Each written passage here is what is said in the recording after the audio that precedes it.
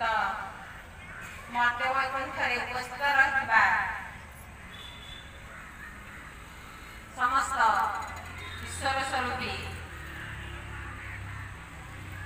परमात्मा सत्ता स्वरूपी विद्यमान थिबा समस्त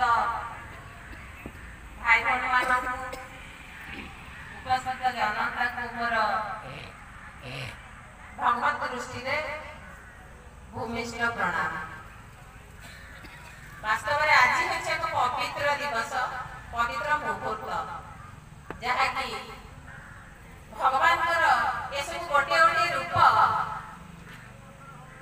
दिव्य रूप देखा जाछि।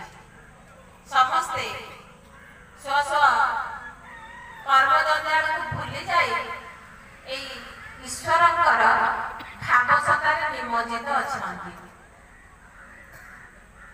जो भाव कि समस्त को आज गोटे सूत्र रे बांधी सांसारिक जंजाल माने अनेक कर्तव्य ताकू भूली केवल समस्ते अच्छी ए प्रभु प्रेम गुरु आ भगवान आमे ताकू अलग बोली भावुछु ता नुहे। गुरु आ भगवान गुरु जगन्नाथ एक अभिन्न एक भागवत एटा प्रमाण देछि। एक गुरु जगन्नाथ आउबा एतब समर्थ से जगन्नाथ आ गुरुदेव ए दुई रूपर एकत्रित रूप है। प्रकृत भाई कहते साधारण क्षेत्र नुहे ए भूमि साधारण भूमि नुहे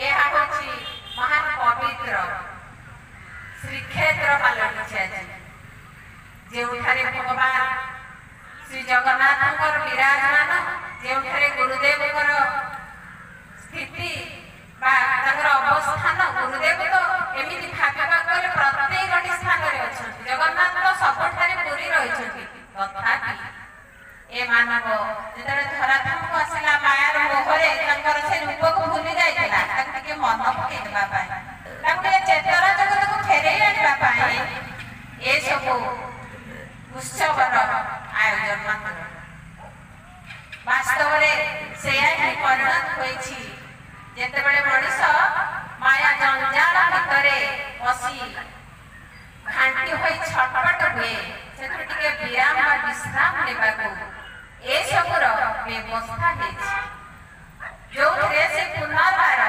तार से पुनरुद्धार जो से आसीथिला जन्म समय भगवान ये मर्त्य को छाड़ा समय जहाँ सब कही चेतना पाए आमर ये सब आयोजन एठी देखिले मन पड़े वास्तव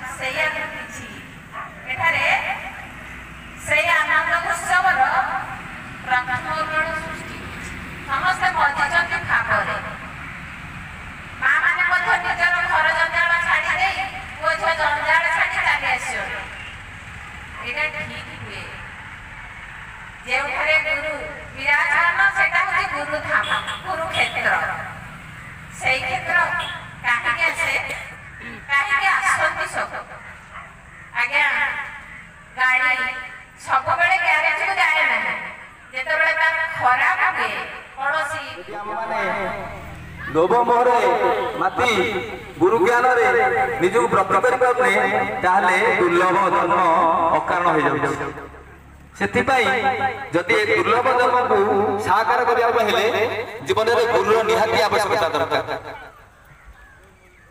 गुरु अप्राप्त थिबा जाए संसार सिना भ्रम थाए जेपर थाए निशिथिनी उदय है दिनमणि आउ की रही थाए रात्र ते विषय सिना नाम तत्व जति गुरु प्राप्त होबा गुरु धर्म ग्रहण करिबा निहाती मनुष्य जीवन आवश्यक।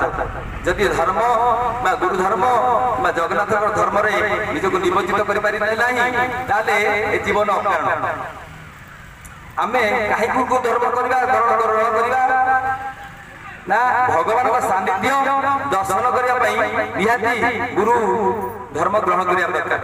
କେମିତି ଆମେ ଭଗବାନଙ୍କୁ ଦର୍ଶନ କରିବା? ଭଗବାନ ଆମ ପାଖରେ ଅଛନ୍ତି, ଭଗବାନ ବହୁତ ଦୂରରେ ନାହାନ୍ତି। ସେଥିପାଇଁ ଲୋକ ପଇସା ଖର୍ଚ୍ଚ କରି ମଠ ମନ୍ଦିର ବୃନ୍ଦାବନ ବିଭିନ୍ନ ତୀର୍ଥସ୍ଥାନ ଯାଉଛି ନା, ନିଜେ ପାଖରେ ସେ ଅଛନ୍ତି। ଯଦି ପାଖରେ ନାହାନ୍ତି ଆମେ କଥା କହୁଛେ କେମିତିଆ, ଚାଲୁଛେ କେମିତିଆ? ଏଇ ମଣିଷ ଶରୀର ହଉଛି ବିଷ୍ଣୁଙ୍କ ଭଜନ ମନ୍ଦିର, ଏ ଶରୀର ହଉଛି ଗୋଟେ ମନ୍ଦିର। ଏଇ ମନ୍ଦିର ଭିତରେ ଭଗବାନ ଅଛନ୍ତି। ଆମେ ତାଙ୍କୁ ଜାଣିବା ହଉଛି ଗୁରୁ କରିବା। ଗୁରୁ କହିଲେ ତାହା ଜାଣି, ନହେଲେ ଅଜ୍ଞାନ ଭ୍ରମଣ। ଆମେ ଅଜ୍ଞାନରେ ପଇସା ପତ୍ର ଖର୍ଚ୍ଚ କରି ଅଛି ବୋଲି ତାକୁ ଗରିବ ଲୋକ ପଇସା ଖର୍ଚ୍ଚ କରିପାରୁନି, ବୃନ୍ଦାବନ ଯାଇପାରୁନି, ସେ ଭଗବାନ ଦର୍ଶନ କରିପାରିବନି? କରିପାରିବ।